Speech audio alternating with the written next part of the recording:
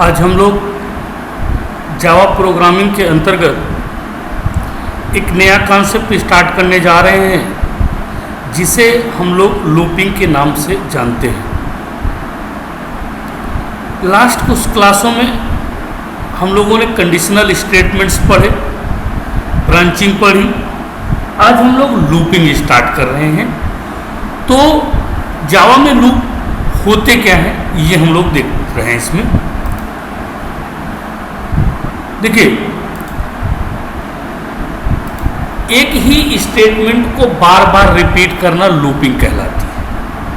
मतलब कोई ऐसा स्टेटमेंट है जैसे उसमें आप देख रहे थे कि एक ही बार एग्जीक्यूट होता था। अगर मुझे बार बार एग्जीक्यूट करने की आवश्यकता हो तो मैं एग्जीक्यूट नहीं कर पाता था। लेकिन इसमें क्या है, कह रहा है एक ही स्टेटमेंट को बार बार रिपीट करने की प्रोसेस लूपिंग कहलाती है। जावा प्रोग्राम के किसी एक हिस्से को कई बार एग्जीक्यूट करने के लिए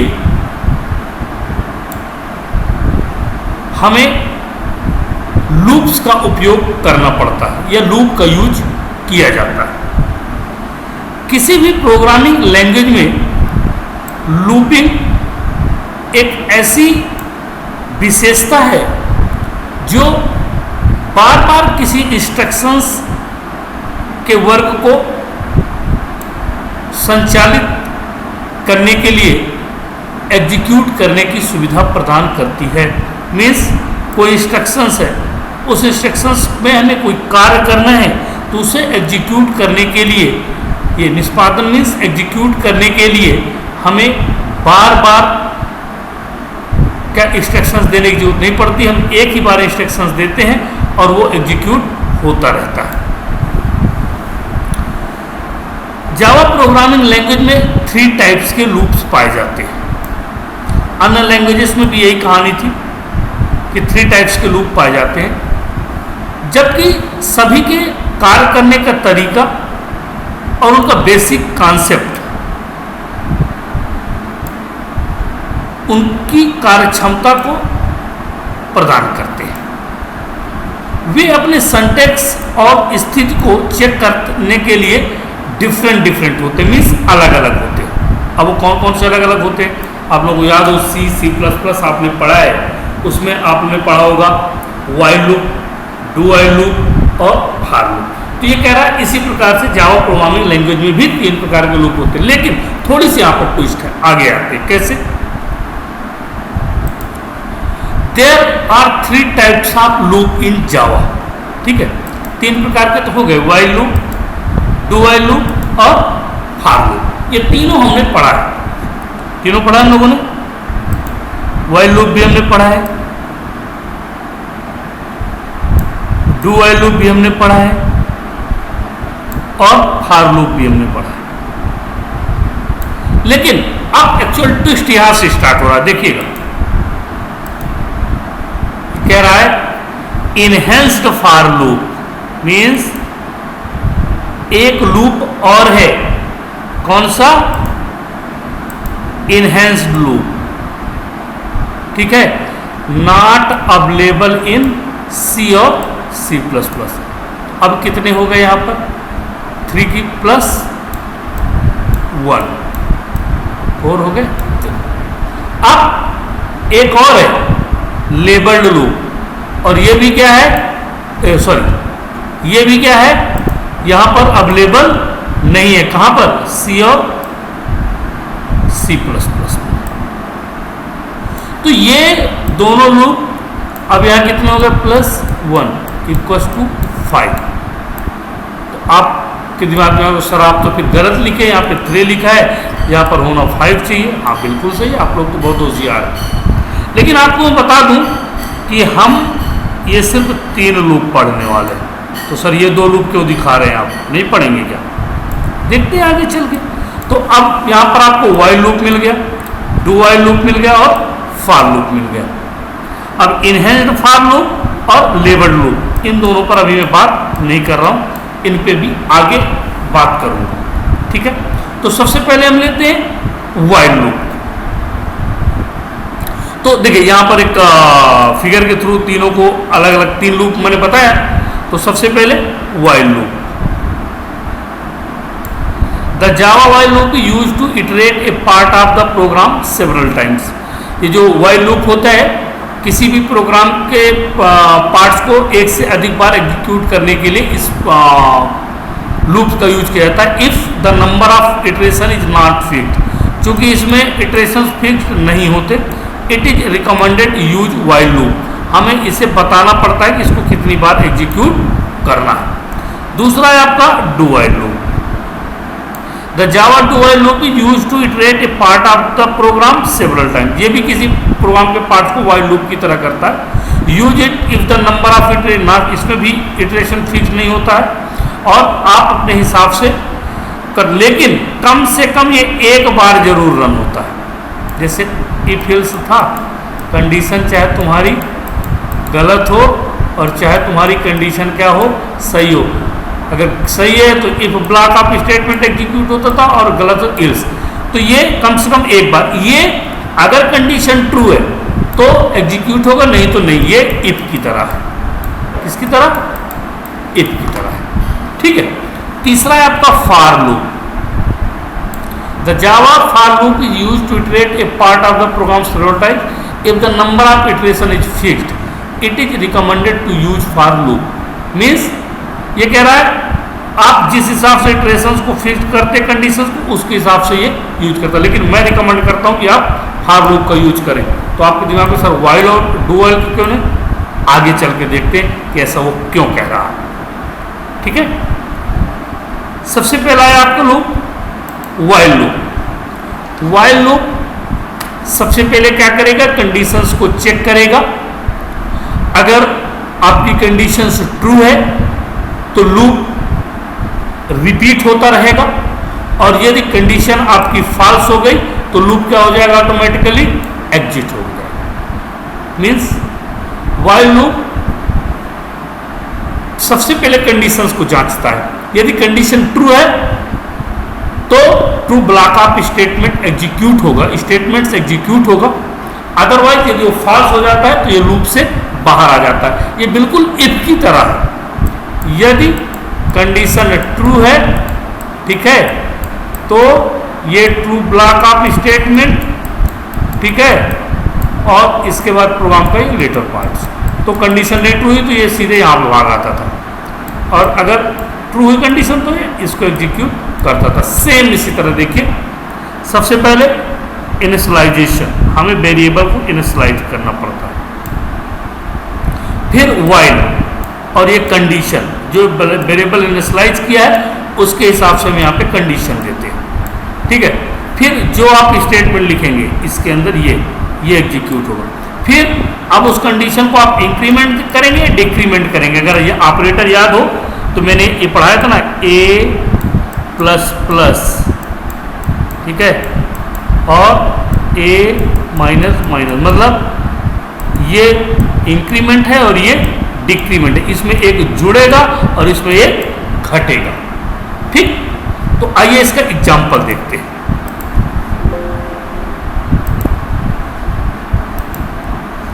अब इसके एग्जाम्पल को देखने के लिए हमें क्या करना पड़ेगा, जैसा कि आप सबको याद है,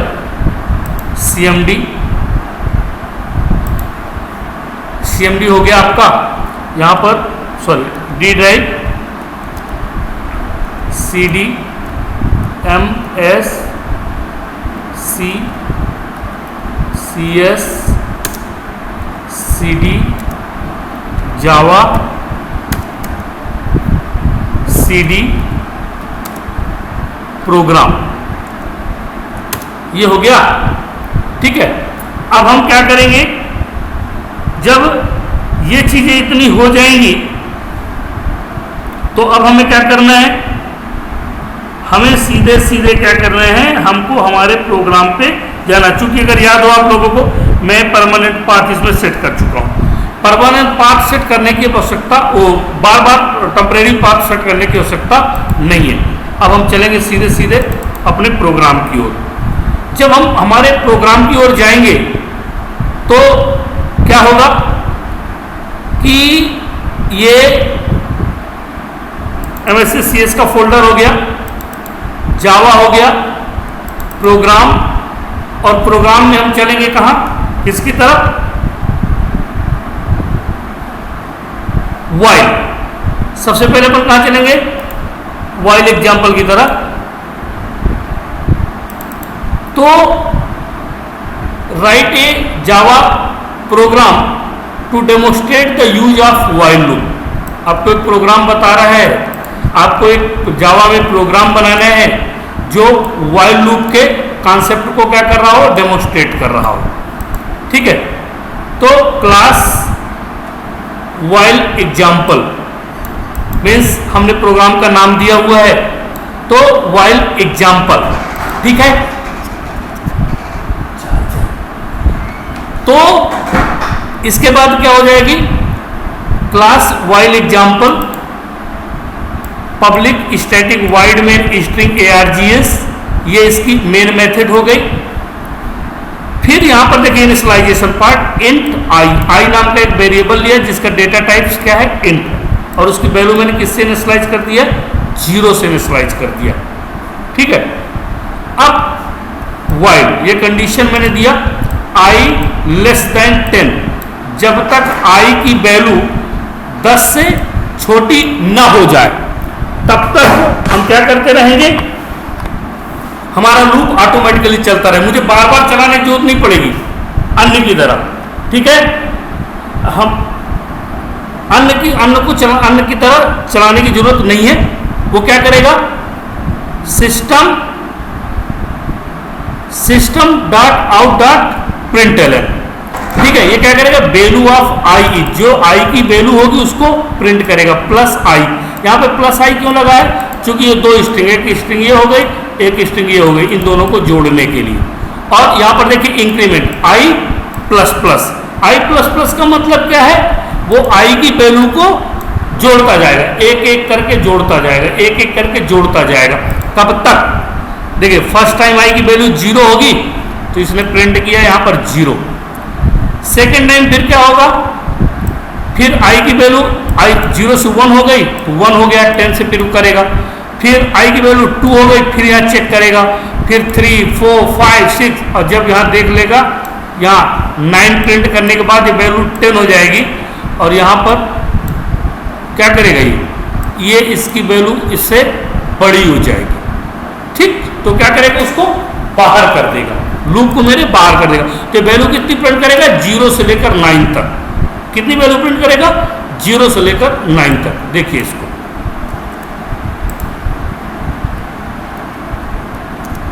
जावा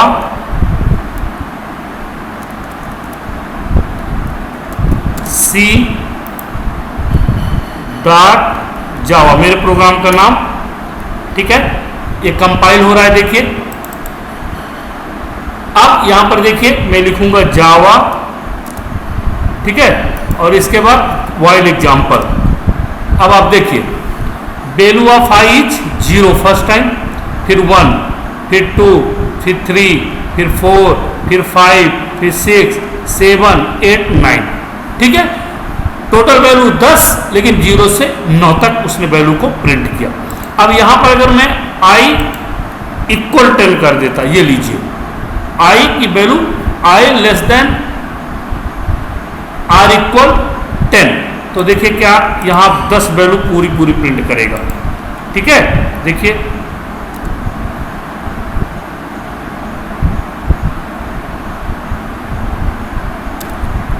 ये लीजिए 0 से लेकर 10 तक। अभी टोटल वैल्यू कितनी होगी, 11, क्योंकि वो इक्वल या उससे कम होना चाहिए। ठीक है, तो इसलिए यहां पर हम इस तरह से इसको भी यूज कर सकते हैं। ठीक है, आइए अब नेक्स्ट कॉन्सेप्ट की तरफ चले। तो ये हो गया हमारा वाइल लूप। वाइल लूप का मैं आपको ये वाइल लूप का वो है फ्लो चार्ट्स। तो सबसे पहले देखिए इनिशियलाइजेशन होता है, जैसे कि आप सबको पता है ये इनिशियलाइजेशन पार्ट है, जो वेरिएबल इनिशियलाइज करके मैं भी आया हूँ। ठीक है, इसके बाद यहाँ पर वो कंडीशन जो अगर आपको याद हो मैंने लिखा था वाइल आई लेस देन 10। ठीक है, इसके बाद कंडीशन जब तक ट्रू होती गई तो क्या किया इसने, code inside body of the while loop. तो देखिए आई की वैल्यू जहां प्रिंट कर रहा था ना मैं, और आई की वैल्यू को आई प्लस प्लस कर रहा था, ये आई प्लस प्लस में यहाँ पे कर रहा था, और आई की वैल्यू में यहाँ पर क्या कर रहा था, प्रिंट भी कर रहा था। तो ये इस कोड पर जाता जाएगा, और कहाँ वापस, ये एक बार प्रिंट किया, फिर गया, फिर कंडीशन चेक किया, फिर एक बार गया, फिर कंडीशन चेक किया, फिर एक गया। देखिए ना, फर्स्ट टाइम पे वैल्यू आई की 0 हुई, फिर 1 हुई, फिर 2 हुई, फिर 3 हुई, फिर 4 हुई, 5 हुई, 6 हुई, 7, 8 और 9 के बाद उसने क्या कर दिया, कंडीशन फॉल्स हो गई, तो उसने एंड ऑफ द लूप से बाहर आपको कर दिया है। ठीक, बात समझ में आ गई। तो इस तरह से जब तक कंडीशन ट्रू है तो वो इटरेट होता रहेगा, कंडीशन फॉल्स होती है उसको वो बाहर कर देता है। ओके, नेक्स्ट है डू व्हाइल लूप। अब डू व्हाइल लूप क्या है, do while loop while loop की तरह ही वर्क करता है, एक समान है, जैसे व्हाइल का काम है वैसे डू व्हाइल का काम है, लेकिन दोनों में अंतर क्या है, इसमें यदि कंडीशन ट्रू है तो डू व्हाइल लूप एग्जीक्यूट होता है, और यदि कंडीशन फॉल्स होती है तो सिर्फ ट्रू स्टेटमेंट काम करता है। मतलब चाहे इसमें कंडीशन आपकी ट्रू हो और चाहे कंडीशन आपकी फॉल्स हो, मतलब चाहे कंडीशन सही हो चाहे कंडीशन गलत हो, कम से कम एक बार तो लूप चलेगा। कैसे, यदि ये वेरिएबल इनिशियलाइजेशन है, वेरिएबल इनिशियलाइज कर दिया पिछले वाले जैसा, ठीक है, ये लीजिए, फिर ये डू, तो अभी कंडीशन तो नहीं चेक हुई ना, वो जाके इस स्टेटमेंट को एक बार एग्जीक्यूट कराएगा। वैल्यू क्या कर लेगा, इंक्रीमेंट या डिक्रीमेंट जो भी करेगा, अगर जोड़ेगा तो इंक्रीमेंट, घटाएगा तो डिक्रीमेंट, देन इसके बाद वो कंडीशन चेक करने जाएगा। ये अब बाद में कंडीशन चेक करने को इसको मिलेगी। और एक बात का विशेष ध्यान देना कि इसमें सेमीकॉलन मैंने गलती से नहीं लगाया, सेमीकॉलन लगता है, एकमात्र स्ट्रीम केस है जो लूपिंग के साथ सेमीकॉलन लगता है, वो है ये व्हाइल लूप। तो ये सेमीकॉलन आपको कंपलसरी लगाना ही लगाना। आप पिछले वाले उसमें देखिए व्हाइल में नहीं लगाए, ठीक है, लेकिन इसमें लगेगा डू व्हाइल के केस में। तो यदि कंडीशन ट्रू है तो क्या करेगा, वापस फिर से यहां जाएगा, ठीक है, और यदि कंडीशन फॉल्स है तो इसी बस को एग्जीक्यूट करके वो क्या कर देगा, बाहर निकल जाएगा। ठीक, अब देखिए आइए इसका एग्जांपल देखते हैं।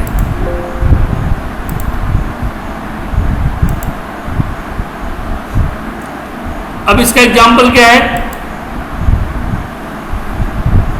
इसका example, file open, don't save, क्या नाम से थी, नाम कैंसिल, यहाँ से नहीं, डोंट सेव, ये डू व्हाइल, ये do while example, write a Java program to demonstrate the use of do while loop, मतलब डू व्हाइल लूप का आपको प्रयोग करना है। Class do while example, public static void main और string args, int i equal to 10, मैंने वहां पे क्या किया था, 0 इनिशियलाइज किया था, यहां पर मैं वैल्यू i की 10 दे दिया, डू, ठीक है। तो डू देखिए क्या है यहां पर, डू, ये डू है, सिस्टम आउट डॉट प्रिंटर, आई को प्रिंट कर दो और आई माइनस माइनस, यहां पर क्या है, डिक्रीमेंट। पिछला वाला प्रोग्राम किसका था, इंक्रीमेंट का। तो पहली बार में कितनी वैल्यू आएगी, 10, फिर दूसरी माइनस माइनस, एक घट गया 10 में 9, इस तरह से करते हुए ये चला जाएगा। कंडीशन अब देखिए यहां चेक हो रही, व्हाइल आई ग्रेटर देन 1, जब तक आई की वैल्यू 1 से अधिक रहे तब तक ये लूप चलता रहे। तो फर्स्ट टाइम आई की वैल्यू 10 है, सेकेंड टाइम 9 हो जाएगी, 8 हो, मतलब उल्टा गिनती प्रिंट करेगा ये, और जब लास्ट में आई की वैल्यू क्या हो जाएगी, 2 के बाद 1 आएगा, 2 होगा, इसको एक क्या कर देगा, बाहर कर देगा। ठीक, आइए देखिए इस एग्जांपल को।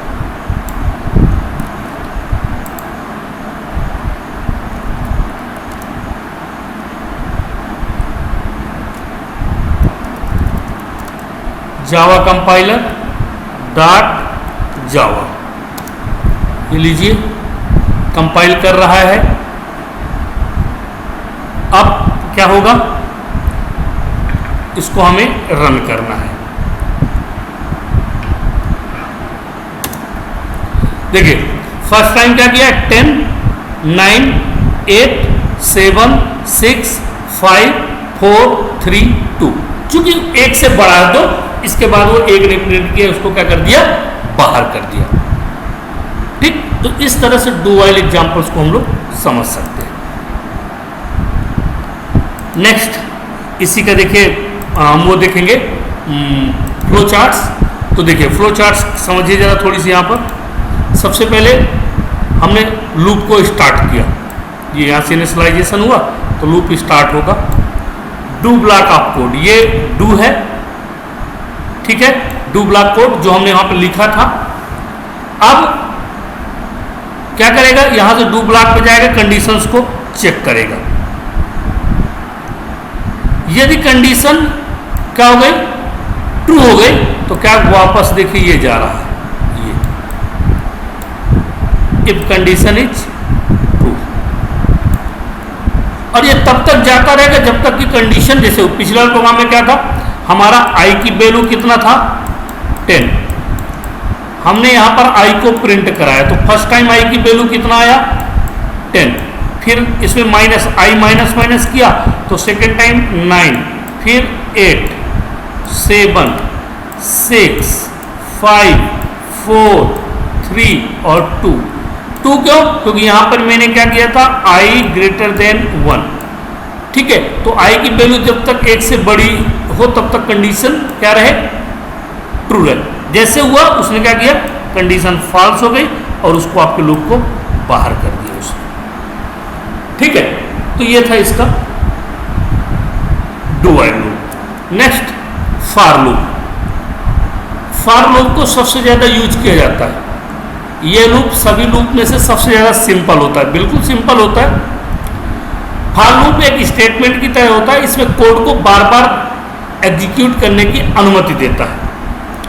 फॉर लूप को 3 पार्ट्स में शुरू किया जाता है। कौन कौन सा, कंडीशन, इंक्रीमेंट ऑफ, डिक्रीमेंट और इनिशियलाइजेशन। मतलब सबसे पहले हम वेरिएबल का इनिशियलाइजेशन करते हैं, फिर कंडीशन चेक करते हैं, फिर इंक्रीमेंट और डिक्रीमेंट करते हैं। तो ये बेसिकली फॉर लूप्स होते हैं। फॉर लूप्स को हम लोग 3 टाइप से डिवाइड किए। अगर याद हो मैंने आपको 2 लूप वहाँ छोड़ गया था ना, तो सबसे पहला होता है सिंपल फॉर लूप, दूसरा होता है फॉर ईच अथवा इनहेंस्ड फॉर लूप, और तीसरा होता है लेबल्ड फॉर लूप। बात समझ में आ गई? मैंने वहाँ इन दोनों को क्यों, क्योंकि ये दोनों फॉर लूप के पार्ट हैं, ठीक है। ये दोनों किसके पार्ट हैं, फॉर लूप के पार्ट है। तो 3 प्रकार का फॉर लूप इसके अंतर्गत पाया जाता है, simple for loop, for each और इनहेंस्ड फॉर लूप और लेबल्ड फॉर लूप, ठीक है। तो हम आज के लिए हमारे लिए इतना ही काफ़ी है। नेक्स्ट क्लास जो भी होगी उसमें हम लोग फॉर लूप्स को पढ़ेंगे। तो मैं आप लोगों को फिर से कह रहा हूँ कि आप लोग इस क्लास को अगर अटेंड करते हैं तो मुझे ज़रा रिस्पांस ज़रूर दिया करें। यदि किसी को कोई प्रॉब्लम हो तो जो मुझसे डिस्कस किया करें, ठीक है। Thank you.